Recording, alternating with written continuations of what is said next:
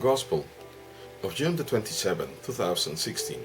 A reading from the Holy Gospel according to Matthew. When Jesus saw a crowd around him, he gave orders to cross to the other side. The scribe approached and said to him, "Teacher, I will follow you wherever you go." Jesus answered him, "Foxes have dens and birds of the sky have nests, but the Son of Man has nowhere to rest his head." Another of his disciples said to him, "Lord, let me go first and bury my father." But Jesus answered him, "Follow me, and let the dead bury their dead." Gospel of the Lord. Praise to you, Lord Jesus Christ. We continue our reading of the Gospel of Matthew. And yesterday, Sunday, we read a very similar text on Luke. But now let us remember that we are in Matthew. Okay? And this is happening just after the Lord had healed the mother-in-law of Simon Peter, the first pope, and expelled all the demons and cured everyone. The crowd is gathering around him. And the Lord gives orders to the disciples to cross to the other side. The other side of the lake, of the Sea of Galilee, is considered by some of our fathers, of our church fathers, to be the sign of baptism. That we can be on one side, and then when we go to the other side of the water, we are being renewed by our baptism. And it is interesting in the Gospel of Matthew that the Lord is ordering them, let us go to the other side. Now, with that framework, we have a scribe, a teacher of the law, approaching him and telling him, "Teacher, I will follow you wherever you go." Perhaps the guy is excited seeing the power of God, the expulsion, the driven out of the demons, the healing of the sick, and all of that. We can only imagine ourselves if we were ever able to see that. Of course, we would like to be going with him, with whoever was able to do that, in this case, the Lord Jesus Christ. But what would be our intention? To learn to do the same thing? To be associated with him who has power? And the Lord details the first condition to follow him. Foxes have dens, birds have nests. The Son of Man has nowhere to rest his head. He uses the word Son of Man. So he is reminding the scribe that he is not only a teacher, but he is God himself.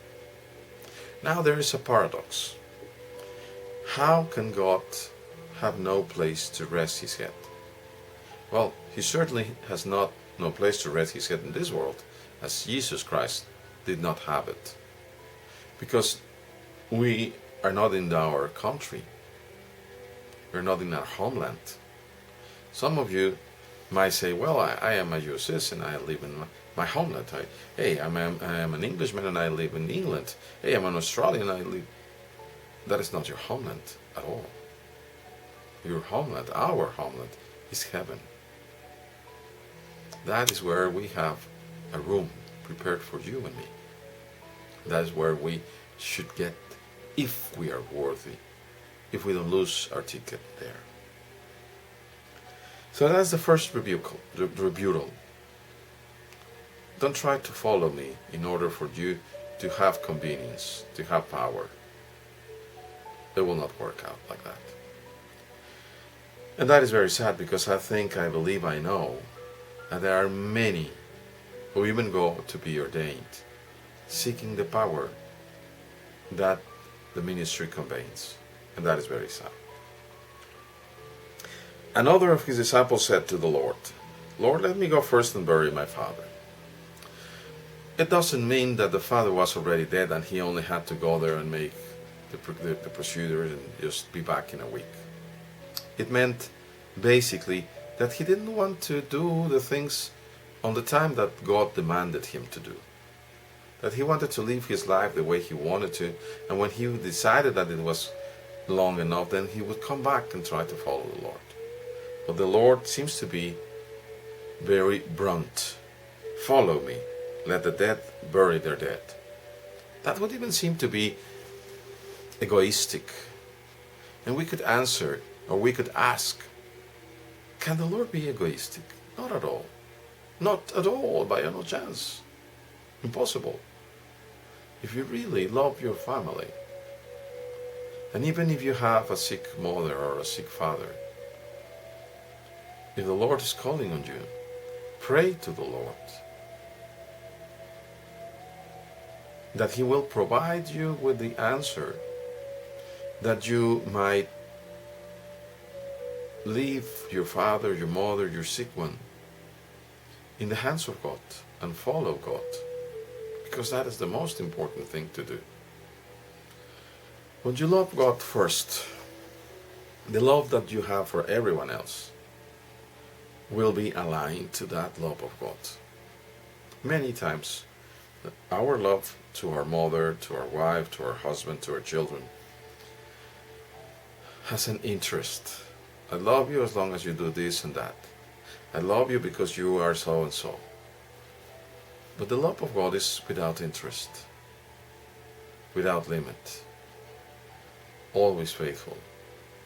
So it is truly the best love to love anyone with. And if you and I can follow the Lord in love, then He will teach us to turn around and love everyone with that same love. And that would be absolutely the absolute best for everyone. So do not be afraid. Pray to the Lord and start following Him. Now, I'm not saying that you should be imprudent and leaving someone that might be needing you in a dire need. But pray that the Lord might provide you with what is required, with whatever is required, so that you might follow Him. Until we meet in heaven. God bless you all, brothers.